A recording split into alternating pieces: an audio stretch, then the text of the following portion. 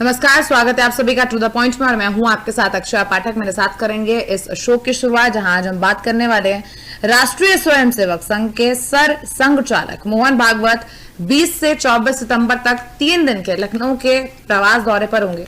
संघ के 100 साल भी पूरे होने वाले हैं, इसको लेकर भी बैठक होगी। अयोध्या में रामलला की प्राण प्रतिष्ठा महोत्सव और आगामी लोकसभा चुनाव को देखते हुए भागवत का यह दौरा महत्वपूर्ण माना जा रहा है और आज इसी पर हम चर्चा करेंगे कि लोकसभा चुनाव से पहले आरएसएस का यूपी में डेरा।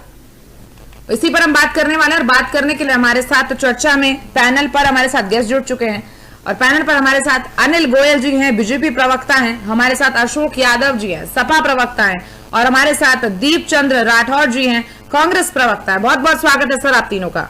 बहुत जा रहे हैं तो अनिल जी, सबसे पहला सवाल आपसे ये है कि चुनाव से अलग अगर बात करी जाए तो आरएसएस एक संगठन है, एक संघ है जो कहता है हमारी पार्टियों से, जो राजनीतिक पार्टियां हैं उनसे कोई लेना देना इतना नहीं है। वो अपने संघ को बढ़ाने में, संगठन को जो बढ़ाने में, उसमें विस्तार में विश्वास रखते हैं। लेकिन अब चुनाव के समय उनका दौरा, वो भी 3 दिन का दौरा, और कहा जा रहा है लोकसभा चुनाव को लेकर कई सारी अहम बैठकें भी होंगी, चर्चाएं भी होंगी। क्या कुछ कहेंगे अनिल जी आप इस पर? अच्छा जी, निश्चित तौर पर आरएसएस एक सामाजिक संगठन है जी, लेकिन जहां उनकी विचारधारा मिलती है जी, स्वाभाविक है कि उस दल को उसका लाभ मिलता है जी, और स्वयंसेवक उसके लिए काम करता है जी। लेकिन निश्चित तौर पर बिल्कुल राजनीति से दूर रहने वाला सामाजिक संगठन है और उनका सिर्फ एक उद्देश्य कि देश हित सर्वोपरि है, राष्ट्र सर्वोपरि है। वो अपने भारत माता को कितना आगे बढ़ाना है, देश को कितना आगे बढ़ाना है, हर गरीब से गरीब व्यक्ति तक संगठन पहुंचे और उनके किसी ना किसी काम आए। आपने ये देखा होगा कि कहीं भी कोई आपदा आती है तो सबसे आगे आरएसएस के स्वयंसेवक आगे बढ़ते हैं और उसकी मदद करने के लिए आगे पहुंचते हैं। कोई भी चाहे सामाजिक। जी, आपको पता है आर्मी की जितनी तादाद है अमेरिका की ना, उतने संगठन में लोग जुड़े हुए हैं। अभी मैंने आपको एक डेटा दिया होगा, आपने सुना होगा, अगर 10 करोड़ लोग हैं संगठन में। नहीं, मैं बिल्कुल अच्छी तरीके से मैं जानता हूं जी। और मेरा ये कहना, ये सब जो है ना जी, सेवा भाव से जुड़े हुए हैं संगठन। ये आरएसएस से सेवा भाव से जुड़े हुए हैं, इसमें कोई भी पेड नहीं है। अपने जेब से खर्च करके, अपने ऊपर अपनी जेब से खर्च करके संगठन को चला रहे हैं और संगठन को, विचारधारा को आगे बढ़ा रहे हैं जी। जो संगठन की विचारधारा को आगे बढ़ाने में मदद करता है जो भी राजनीतिक दल, स्वाभाविक है कि उनका झुकाव उधर की तरफ होता है और स्वयंसेवक उसके लिए काम करते हैं जी। आज मानो चाहे वो राम मंदिर का मामला हो, चाहे धारा 370 का मामला हो, चाहे 3 तलाक का मामला हो, ये सब मामले जो है कहीं ना कहीं राष्ट्रीय स्वयंसेवक की संघ की भी सोच के अंदर आते हैं कि सभी देश के में सभी नागरिक बराबर हैं, सबको समान अधिकार है और सबको समान ही ड्यूटी है। अनिल जी, तो चुनाव के समय में आरएसएस का क्या रोल होता है? अगर वो संगठन भी है और वो कहता है पार्टी से कोई लेना देना नहीं, तो चुनाव के समय में इतनी एक्टिवनेस, यूपी में डेरा डाल लेना। अक्षय जी देखो, वोट देने का सबको अधिकार है जी। अब जो 10 करोड़ हमारे स्वयंसेवक हैं और 10 करोड़ स्वयंसेवक को अगर हम एक परिवार में 5 मेंबर माने जी, तो लगभग 50 करोड़ हमारे स्वयंसेवक हो जाते हैं जी। और ये 50 करोड़ देश के वोटर भी हैं और जब देश के वोटर हैं तो स्वाभाविक बात है कि जो संघ की विचारधारा से मेल खाएंगे उनको संघ सपोर्ट करेगा जी। इसमें कहीं से कहीं तक भी। और वो कोई संघ जो है अपने किसी भी स्वयंसेवक से ये नहीं कहता कि आपने किसको वोट देना, किसको वोट नहीं देना, लेकिन स्वाभाविक है कि जो विचारधारा मेल खाएगी उस विचारधारा को सपोर्ट करेंगे। ये एक स्वाभाविक प्रक्रिया है और जो होनी है। ठीक है अनिल जी। अक्षय जी, मैं एक बात कहता हूं कि एक तो सबसे पहले इन्होंने ये कही कि पिछड़े दलितों की बात कही है जी। आरएसएस के अंदर कहीं भी कोई पिछड़ा नहीं है, कोई दलित नहीं है, सब बराबर के हैं जी। मलिक, आप ये देखेंगे कि हमारे अपने जो बाकी पूरा समाज है, पूरे देश है, उसमें हम अपने नाम के बाद में कोई यादव लगाता है, कोई छत्री लगाता है, कोई सिंह लगाता है, कोई गोयल लगाता है, कोई अग्रवाल लगाता है। लेकिन आरएसएस में नाम के बाद कुछ नहीं लगता, सिर्फ नाम होता है। वहां पर जाति प्रथा का भी नहीं है, वहां कोई भेदभाव नहीं है। वहां पर जो भी है वो उसका सिर्फ नाम है, हम उसका सरनेम नहीं लगाते जी। इसलिए संघ के अंदर कहीं भी ऊंच नीच नहीं है, कोई भी छोटा बड़ा नहीं है। सभी लोग बराबर के हैं, बराबर बैठ करके सहभोज करते हैं, भोजन करते हैं, साथ रहते हैं, साथ उठते हैं, साथ बैठते, साथ सोते हैं। और अशोक यादव जी को मैं कहना चाहूंगा, एक दिन वो संगठन को ज्वाइन करके देखें तो इनके मन का भ्रम दूर हो जाएगा और वहां पर किसी किस्म का भेदभाव नहीं है। पहली बात तो गोयल साहब, आप पैरोकारी क्यों कर रहे हैं? आप तो खुद ही कह रहे हैं दोनों चीजें अलग अलग हैं। तो बोलने के किसी ने नहीं रोका, आप जरूर बोलना। तो दूसरी बात, इन्होंने सावरकर की बात करी जी। सावरकर की बात करने के लिए मैं इनसे पूछना चाहता हूं कि इनके साथ जो उद्धव ठाकरे गुट है जी, वो आज भी सावरकर जी को मानता है, वो आज भी सावरकर जी का सम्मान करता है। अगर ये सावरकर जी के विरोधी हैं तो जो उद्धव गुट इनके साथ है, जो इनके इंडी गठबंधन में शामिल है, उसको ये वहां से क्यों नहीं हटाते? एक तरफ सावरकर जी करके मानने वालों को गले लगा रहे हैं और दूसरे सावरकर जी मानने वालों को गाली दे रहे हैं। ये दोहरा मापदंड इनके अंदर है जी। मैं एक बात अक्षय जी और स्पष्ट कहना चाहता हूं कि ये जो इंडिया गठबंधन कहते हैं, ये अपनी भूल सुधारे, ये इंडिया गठबंधन, ये इंडी गठबंधन है जी। आप किसी, जब नाम है अलायंस, अलायंस को हम अगर ए को अलायंस माने तो इंडी अलायंस है, ना कि इंडिया अलायंस। तो ये अपने नाम के साथ भी गलत दुरुपयोग कर रहे हैं। इसके लिए इनको अपने आप को देखना चाहिए। दूसरा, उत्तर प्रदेश के अंदर हमारी योगी सरकार ने गुंडागर्दी खत्म करी है, माफिया राज खत्म करा है, उत्तर प्रदेश के अंदर चहुमुखी विकास हुआ है। उसको एक तरफ देखें, आज इनको सब आपकी सरकार है तो आपको तो ये करना ही पड़ेगा ना, नहीं तो आगे के चुनाव कैसे जीतेंगे? बिना काम करे थोड़ी जीत जाएंगे। नहीं, बिल्कुल बिल्कुल। और अक्षय जी, मैं एक बात और कहना चाहता हूँ, इनको मणिपुर याद है, राजस्थान के अंदर अपनी दलित समाज की बेटी को जला दिया जाता है, मार दिया जाता है, वो इनको याद नहीं है। मणिपुर जरूर याद है, अपने राजस्थान के अंदर। और महंगाई पर गोयल साहब, अगर मैं आपको राजस्थान वाला किस्सा याद दिला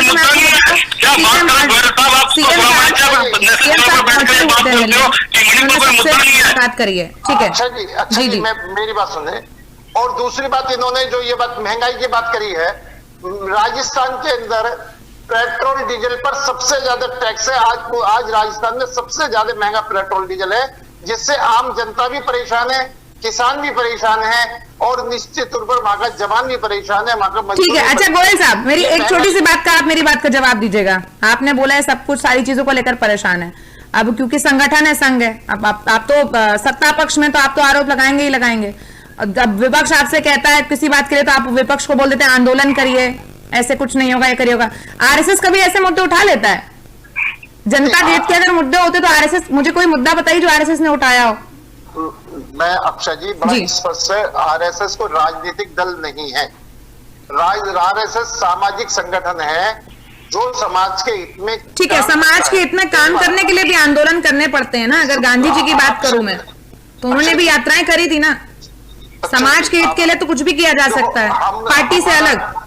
हम तो लोगों को संगठन में, आरएसएस जो है लोगों को संस्कारित नागरिक बनाता है, संस्कार उसके अंदर डालता है। और संस्कारित नागरिक बनाने के लिए अब वो व्यक्ति कुछ भी करे, हम संस्कार देते हैं।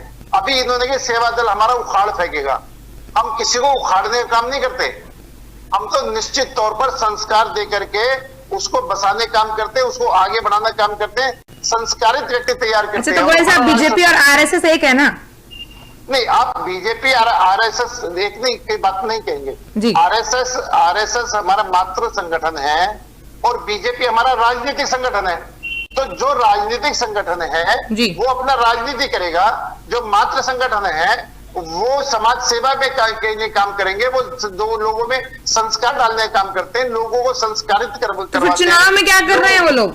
नहीं, अब मेरी बात सुनेंगे ना जी, मैंने आपको पहले ही कहा है अक्षय जी कि निश्चित तौर पर वो हमारे देश के नागरिक भी हैं, वो हमारे देश के वोटर भी हैं। और जो हमारे देश के नागरिक और वोटर हैं वो पूरे हिंदुस्तान में हर व्यक्ति स्वतंत्र है जिस मंत्री को वोट दे, और हर मंत्री या व्यक्ति इस बात के लिए स्वतंत्र है कि वो किसकी सपोर्ट करे, किसे सपोर्ट नहीं करे। हम कम से कम मस्जिदों से फतवे जारी नहीं कराते जी। हम मस्जिदों में जा करके इमामों के पैरों पकड़ करके और उनसे फतवे जारी नहीं कराते हैं, हम संगठन की बात करते हैं।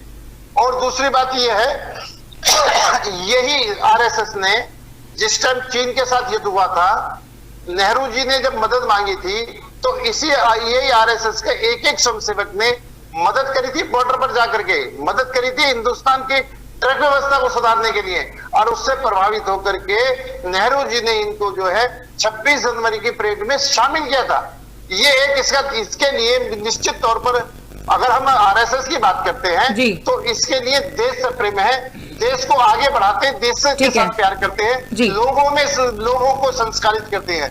आज इनको काम क्या है कि जब जरूरत पड़ती है तो आरएसएस के पैरों में पड़ जाते हैं, आरएसएस से मदद मांगते हैं, और जब जरूरत नहीं पड़ती तो आरएसएस को गाली देते हैं। ठीक है, ये एक कांग्रेस के एक परंपरा बनी है, लेकिन आरएसएस लोगों को संस्कारित करते हैं, लोगों में संस्कार डालते हैं, लोगों पर किसी जो आरएसएस के स्वयंसेवक हैं उन पर किसी किस्म पर यह पाबंदी नहीं होती है कि आप कौन सी पार्टी के साथ काम करेंगे, कौन सी पार्टी के साथ विरोध करेंगे, लेकिन स्वाभाविक है जो उनके विचारधारा से मिलता है उनकी तरफ उनका जुड़ाव रहता है। ठीक है, ठीक है गोयल साहब।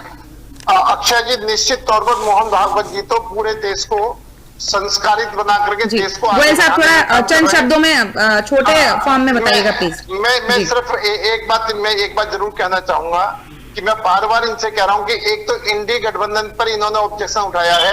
आप मैं पूछना चाहता हूं, AK यादव, अशोक कुमार यादव लिखेंगे, AK बाई लिखेंगे? आप इंडिया या तो इंडिया को आदत